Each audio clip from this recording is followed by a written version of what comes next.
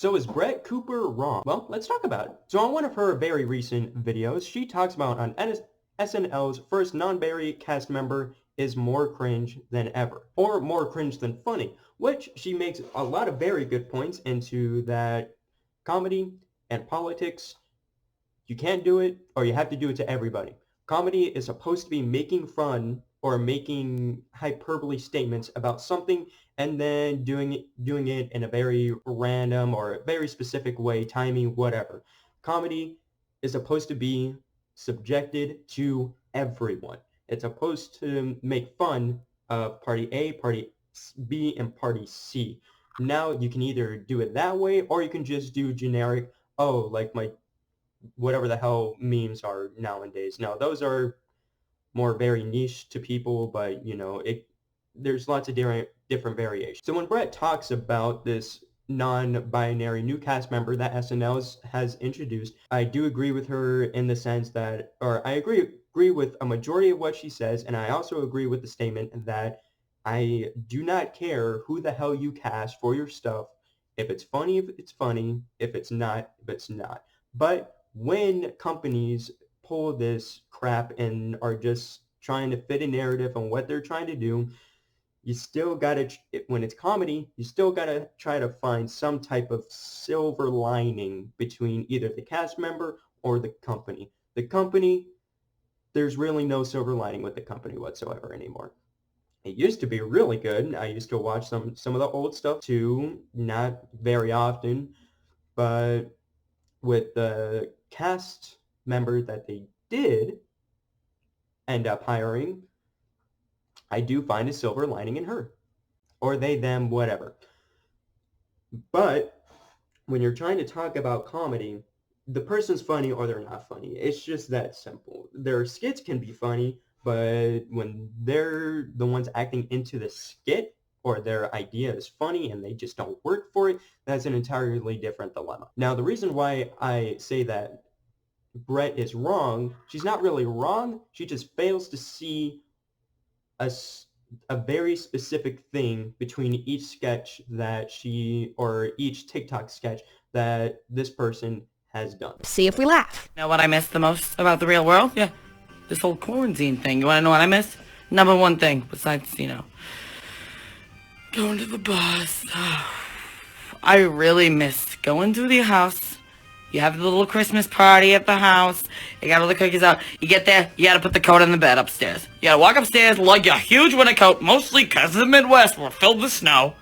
We lug! You gotta put the big coat on the bed. Then we gotta walk all the way downstairs, and then we'll waste it later after drinking too much of your boxed wine because you're too cheap to buy bottles, Diane. I gotta lug my ass back up the stairs. Because you didn't have kids, so you got no kids to go get my coat on the king-size bed in your master bedroom in your house. Get a life. I'm kidding, Diane. I'll see you on Tuesday for bingo. So there's skit number one. Let's go to skit number two. You got that yummy, yummy, baby. Look up here. Look up here. You know who loves you? Jesus. You know who else loves you? Look up here. You're right. Me. Tickle. Me and Scooter are about to have that Drew meeting. We're going to get some new socks with the smileys. And I'm about to hit the car dealership. And then I'm going to go talk to my pastor. That was skit number two. Now let's go to skit number three.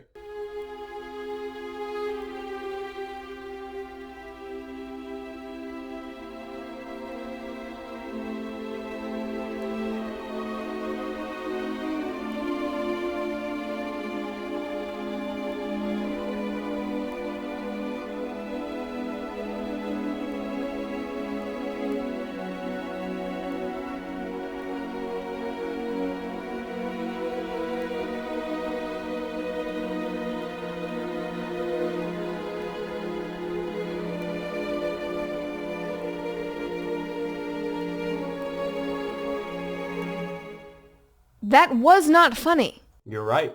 It wasn't that funny. Honestly, I didn't honestly hit the last skit. But you know the pattern between each skit. The pattern between each of those skits is that it didn't force any type of narrative down your throat, or it didn't even signify that I was trying to put anything down your throat. So in the sense of her being funny and making funny stuff, That if you find it funny, that's you, but in the sense of it actually being real comedy and not forcing any type of narrative down your throat, especially the last one. The last one is very important when you it's very, very important because what's the one thing that you can't get away with anymore? Making fun of people who swing the same way or just any of that. Now, when she did it that was not entirely bad, especially the little note at the end, la gay, la bad, goodbye. I'm not gonna lie, that made me smile a little bit because, just for the fact that it was just hyperbole into an exaggerated thing. Of course, that's what all comedy is. It's just exaggerated truth or something that's kind of true and it's just exaggerated. Of course, you can go way too far with the exaggeration, but just with the sense of that and a sense of a comedian, she's not terrible, or there's nothing wrong with the way that she pursues her comedy. Her comedy is making fun. If she's making fun of something, it's making fun of party A, party B, party C, if there's three parties, or party A, party B, or it's just trying to do. Now, don't get me wrong, I've done many cringe stuff over the past years, but it's just her stuff isn't good, but it's not subjectifying anything. Now, SNL, on the other hand, that's where it gets complicated because when you have SNL portraying, oh, we got our first non-binary person or actor coming into this, and then they're like, okay, yeah, cool. It made a whatever group happy. They're going to probably watch an episode or two of whatever it is, and then they're going to go away, and then they're going to bring in their next person that's going to be like, oh, our first cisgendered queer Alabamian attack helicopter Apache 319 Tiger F-22. That wasn't funny. See, exactly. That wasn't funny what I just said. But it's just that entire circle. You got a comedian who wants to be a comedian and does comedy right, which is the silver lining.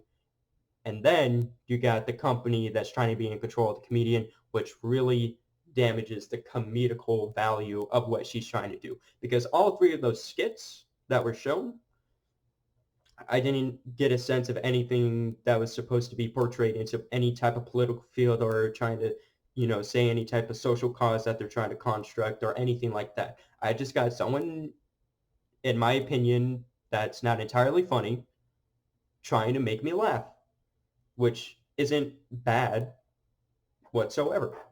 So that's why I say that Brett Cooper isn't wrong. She just failed to address the silver lining that is this comedic. And with that being said, that's going to be the end of today's video. I know I haven't shown up in a very long time, and sucked it up, Buttercup. But I hope you guys have a fantastic morning, day, and night, and I'll see you in the next.